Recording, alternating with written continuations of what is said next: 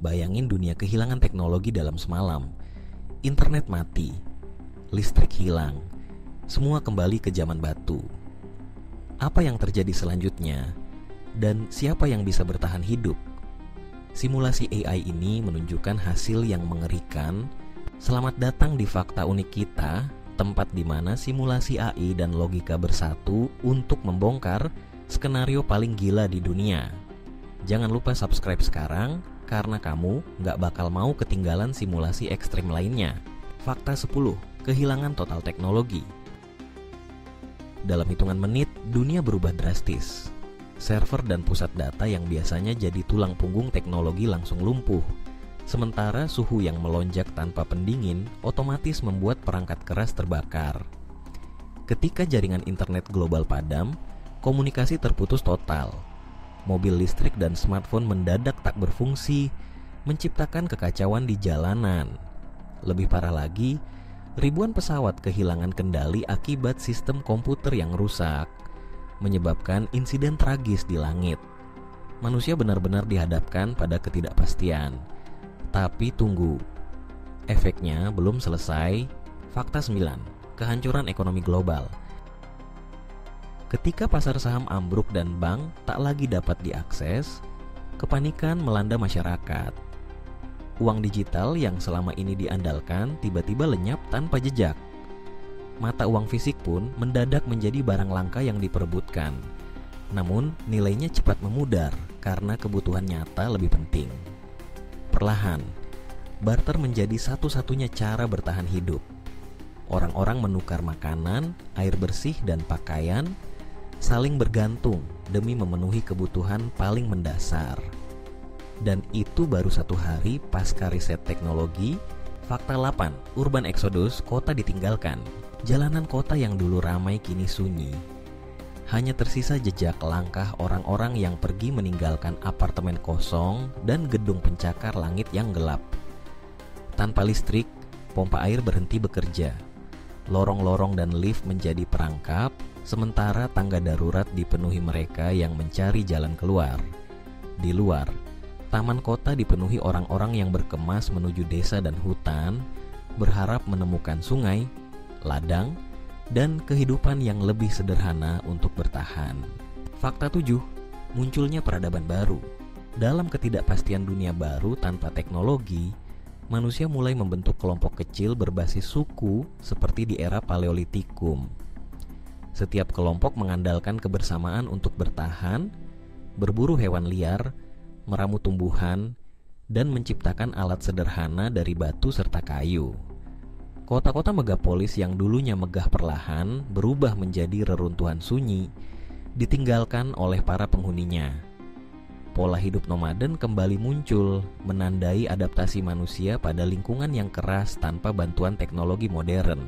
Fakta 6. Kembali ke bahasa simbol. Tanpa komunikasi digital, manusia dipaksa menciptakan kembali cara berinteraksi. Pesan disampaikan lewat gambar di dinding, simbol-simbol sederhana, atau irama drum yang menggema di antara lembah dan hutan. Bahasa yang dulunya kaya dan beragam perlahan menyusut. Hanya tersisa sebagian kecil dari ribuan bahasa yang pernah ada. AI memperkirakan hanya sekitar 10% bahasa yang bertahan digunakan oleh komunitas kecil yang terus berupaya mempertahankan identitas dan pengetahuan leluhur mereka. Fakta 5. Peran terbalik. Siapa yang bertahan? Ketahanan suku adat dan petani lokal menjadi pelajaran berharga bagi manusia modern. Mereka telah terbiasa hidup selaras dengan alam, memanfaatkan sumber daya yang ada tanpa bergantung pada listrik atau mesin. Sementara itu, masyarakat perkotaan yang dulu menikmati kenyamanan teknologi, kini harus belajar dari awal tentang cara bercocok tanam, berburu, dan membangun tempat tinggal. Transformasi drastis ini menyoroti pentingnya kearifan lokal dan pengetahuan tradisional dalam bertahan hidup. Tapi kejutan terbesar datang di 3 fakta terakhir. Fakta 4. Kebangkitan agama dan mitologi baru. Dalam kegelapan pengetahuan, manusia mulai menciptakan kisah-kisah baru demi memahami dunia yang berubah drastis. Legenda tentang makhluk pencipta cahaya muncul, dipercaya membawa terang ke dunia saat malam tiba, terinspirasi dari kenangan samar tentang listrik dan lampu. Sementara itu, dewa internet dipuja sebagai penghubung jiwa-jiwa manusia, simbol dari kerinduan akan komunikasi yang pernah ada. Dari reruntuhan teknologi, mitos-mitos ini tumbuh, membentuk identitas dan harapan baru bagi generasi yang tersisa. Fakta 3. Satelit jadi fosil langit. Anak-anak menatap langit dengan penuh kekaguman, membayangkan kisah-kisah ajaib tentang bintang buatan dewa yang diceritakan para tetua. Dalam setiap api unggun, legenda tentang masa lalu, tentang manusia terbang, berbicara dari kejauhan, dan kota-kota bercahaya diceritakan kembali sebagai dongeng. Tak seorang pun tahu pasti bagaimana benda-benda itu bisa sampai di angkasa, tapi keyakinan baru tumbuh. Dahulu, dewa-dewa pernah memberikan cahaya kepada dunia, lalu menariknya kembali, meninggalkan manusia untuk belajar dari awal. Fakta 2. Buku jadi harta karun.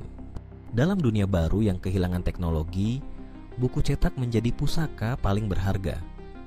Setiap lembar berisi pengetahuan dianggap sebagai kunci kekuatan, dan siapapun yang mampu membaca atau memiliki koleksi buku dihormati layaknya penyihir atau nabi.